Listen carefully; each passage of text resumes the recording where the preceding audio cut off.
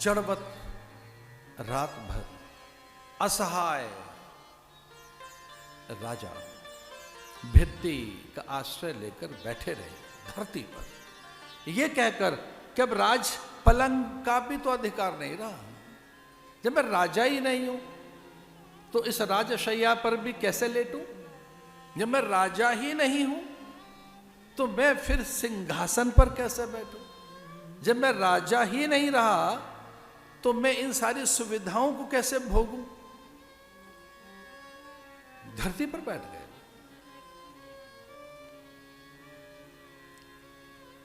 सुमंत्र आए, द्वार खुला, भयानक अनिष्ट के दर्शन सुमंत्र को हुए।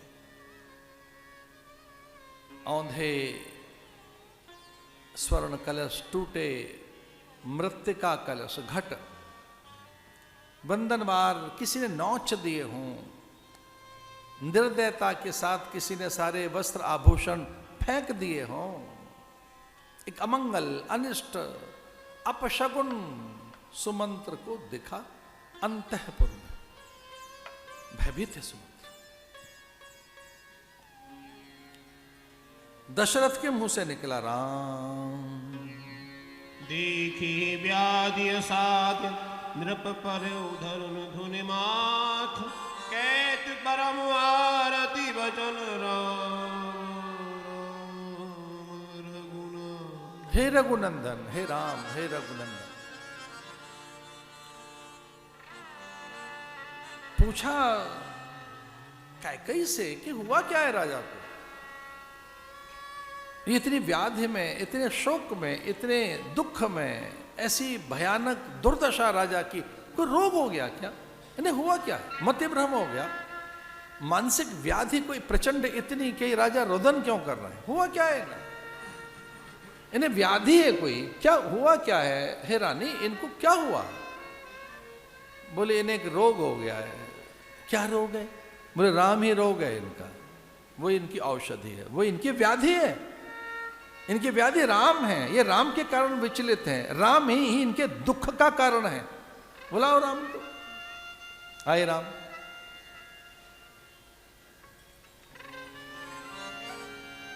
और राम ने भी यही पूछा, मां, पिताजी इतने व्यथित, आहत और दुखित क्यों हैं? मां, इनकी व्याधि का कारण क्या है? बोले इनकी समग्र व्याधियों का एक कारण है, आपसे मोह, अति मोह, आपकी आसक्ति, आपके मोह के वशीभूति तो ये ऐसे पड़े हैं। शोभा देता है इनको मोह रखना, इतना मोह भरत में नहीं है, रिपुदमन में नहीं है। ये लक्ष्मण को याद तक नहीं करते। राम राम राम की रट लगा रखी है आपके पिता ने। अरे मांग क्या लिया मैंने? और पूरी कथा जब सुनी राम ने कि हुआ क्या? क्या मैं अब राजा नहीं रहूंगा? मां ने समझा दिया, मुकुट मेरा है, ये भरत का मुकुट हो गया। पूरी कथा सुना दी रात भर क्या हुआ। और पूरी कथा सुनने के बाद राम को लगा क्या मुकुट मेरे माथे नहीं रहेगा, भरत राजा हो गया। तो क्या लिखा है मानस में? अद्भुत बात। नव गयंदु रघुवीर मन राज अलान समान, छूट जान पुनि गवन सुन और आनंद अधिका। नए गजराज मत वाले हाथी की तरह से राजा के सामने ही राम का मस्तक चौड़ा हो गया। आहा, अपना काम बन गया, सारे कंटक दूर, सारी बाधाएं, सारे बंधन छूट गए। राम बड़े आनंदित हैं कि देखो अब अपने को वो करना है जो करने आए थे। अपने कार्य क्षेत्र में लौटना है, कर्म क्षेत्र में, उस युद्ध क्षेत्र में, धर्म क्षेत्र में, वहां जहां सारे कार्य मेरे अधूरे पड़े हैं, अपने प्रयोजन की पूर्ति के लिए। तो नए मत वाले हाथी को चारों पैरों में उनकी बेड़ियां डाल देते हैं। नए मत वाले हाथी के चारों पैरों में बेड़ियां डाल देते हैं लोहे की। वो चारों खुली हुई दिखाई दी। अब न तो कोई राजा रोकेगा, न संत महात्मा रोकेंगे, न संविधान रोकेगा और न परिवार रोकेगा। लो रोक के दिखाओ। माताएं रोकेंगी कैसे? माता खुद चाहती है, माता पिता ने कह दिया ना जाओ तो जाएंगे। संविधान की भी अब कोई शक्ति नहीं हमें रोक सके। और तीसरा, कोई राज उपदेश कौन देगा? अब कौन राजा आज्ञा करेगा? कोई नहीं। और गुरु भी कैसे रोकेंगे हमें? रोक के दिखाओ।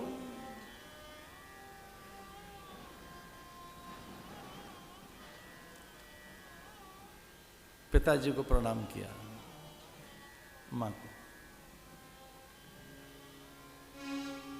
राम को सूझा कि चलो एक बार अपनी मां कौशल्या से तो मिल लें, एक बार उनको प्रणाम करके निकलें, क्योंकि उन्हें उसी समय आदेशित कर दिया गया। उसी समय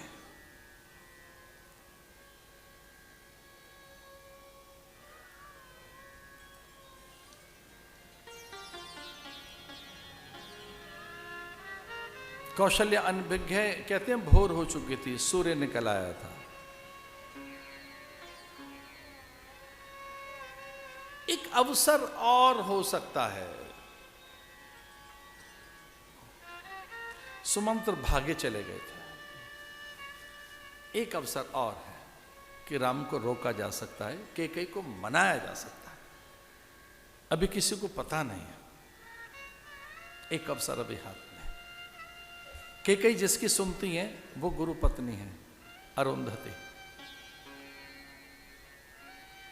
कैकेयी जिसकी सुन सकती है, कैकेयी पर जिसका अनुशासन चलता है, कैकेयी जिसके सामने मौन हो जाती है, कैकेयी की जहां चलती नहीं है, चुप हो जाती है कैकेयी जिन्हें देखकर, उनका नाम है अरुंधति, वशिष्ठ पत्नी। दौड़कर सुमंत्र उन्हें ले आए और अन्य मान्य ज्येष्ठाओं को, पूज्याओं को, ऋषि पत्नियों को, ब्राह्मण भार्याओं को, सुमंगलाओं को, विदुषियों को, साध्वियों को, और कैकेयी को घेर कर बैठ गई वो सब।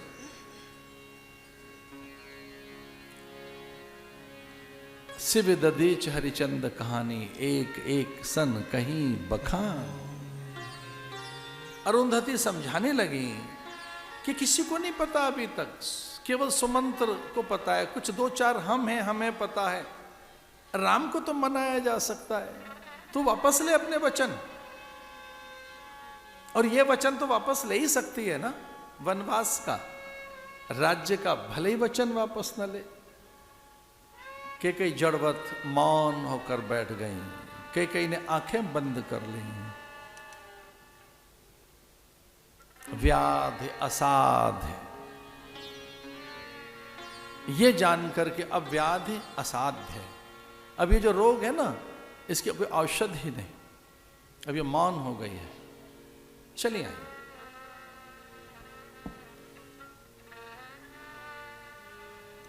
रात भर के पूजन में बैठी मां कौशल्या के पास राम पहुंचे।